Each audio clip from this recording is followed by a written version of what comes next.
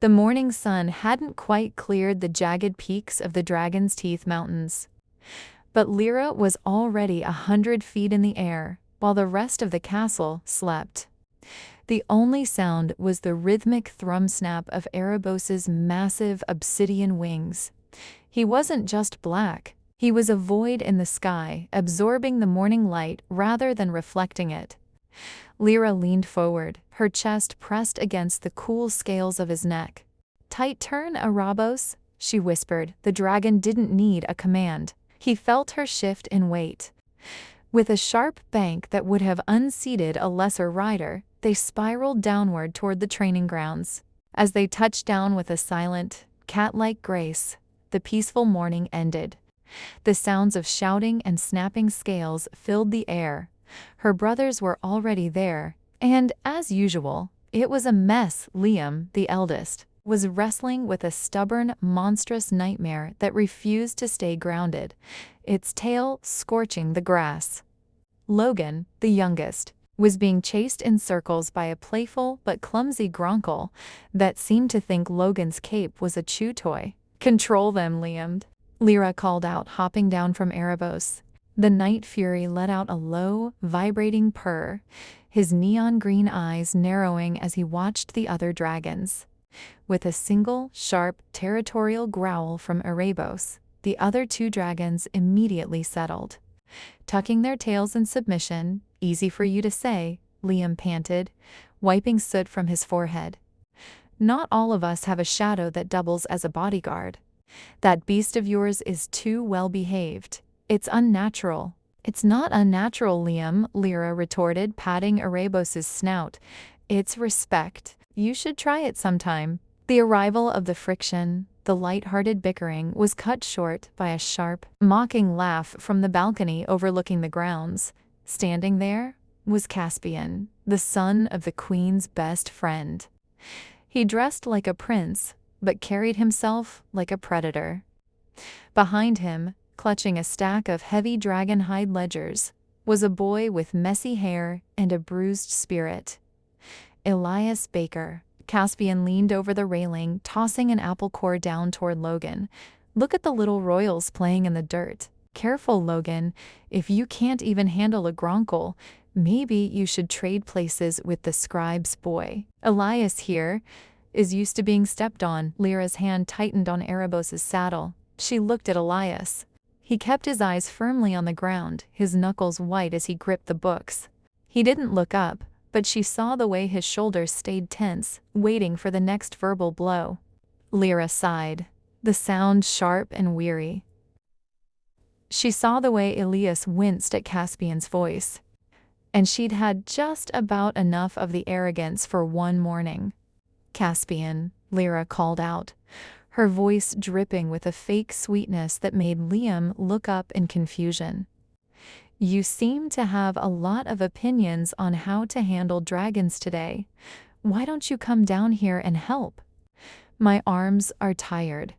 Hold Erebos's lead for a moment while I adjust his cinch." Caspian puffed out his chest, sensing an opportunity to look important in front of the heirs.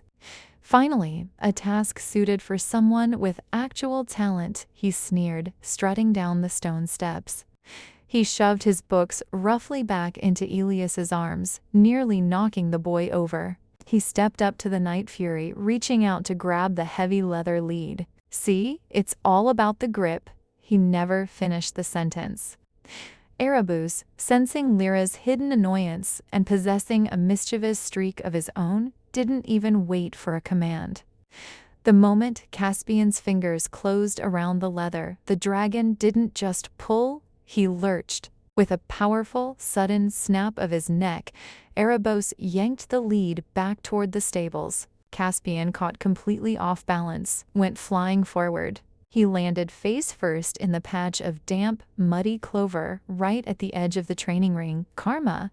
Logan shrieked, doubling over and pointing. "Oh man, Erebos just took you for a walk." Liam tried to hide his smirk behind a gloved hand, but a straight chuckle escaped anyway. Even Elias, usually so stoic and quiet, had to duck his head behind the stack of ledgers to hide the small, genuine smile spreading across his face.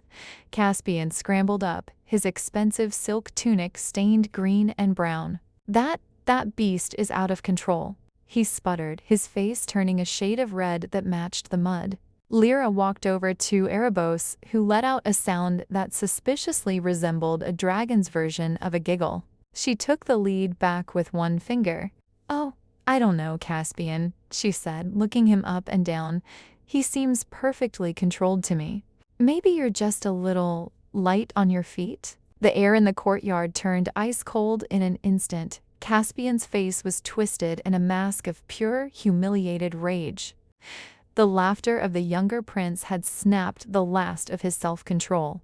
"What are you trying to say?" he hissed, stomping toward 𝓖𝓱. His hand flew up, fueled by a reckless, stinging anger, intending to strike the smirk right off her face. He didn't even get close. Erebos let out a sound that wasn't just a growl. It was a low-frequency vibration that rattled the teeth of everyone standing in the courtyard. The Night Fury's pupils thinned into razor-sharp slits, and his chest began to glow with the faint, purple hue of an impending plasma blast. Before the dragon could act, a blur of leather and steel moved into 𝓖𝓱's line of sight. Liam, normally the relaxed and joking older brother, had moved with a speed that reminded everyone why he was first in line for the Dragon Guard. He caught Caspian's wrist mid-air, his grip like a vice. "You will not hurt my sister," Liam said, his voice dropping into a dangerous, quiet tone that was far scarier than his usual shouting. He shoved Caspian back, hard enough that the bully stumbled over his own feet again. "Forget that she's the heir for a second, Caspian. She is my sister.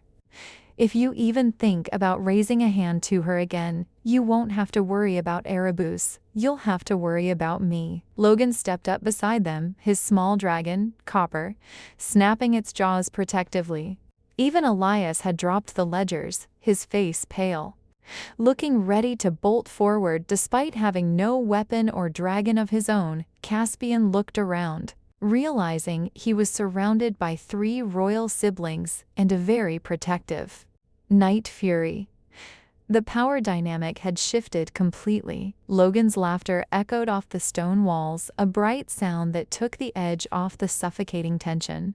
He didn't just laugh, he fell straight onto the grass, clutching his stomach. His dragon, Copper, mimics him perfectly, rolling onto its back and wiggling its stubby legs in the air as if it found the sight of a mud-caked Caspian just as hilarious. Caspian's face went from red to a ghostly, humiliated white. He didn't say another word, he couldn't. With one final searing glare at 𝓖𝓱 and Liam, he spun on his heel and stomped toward the secondary barracks, leaving a trail of wet mud behind him. Elias remained frozen for a moment, his eyes darting between the royal siblings. He looked like he wanted to say something, maybe a thank you, maybe a warning, but the fear of being seen talking to them by Caspian's allies was still too great. He quickly gathered the dropped ledgers and hurried off in the opposite direction.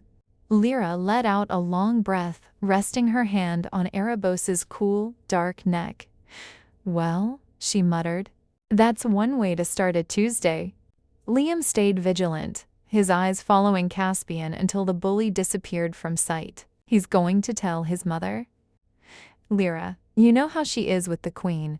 They'll call it an accident, but they'll blame Erebos." High above the courtyard, tucked behind the golden filigree of the high balcony, a shadow moved. 𝓭 stood in the darkness of the archway, his hands folded behind his back. He had seen it all. He saw the way his sons stood together. He saw the lethal grace of the Night Fury, most importantly. He saw the fire in his daughter's eyes, not just the fire of a ruler, but the fire of a protector. The king didn't call out. He didn't reveal himself.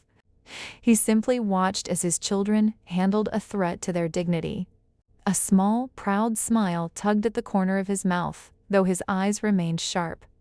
He knew that the chosen bonds his daughter was starting to form would one day be more powerful than any crown.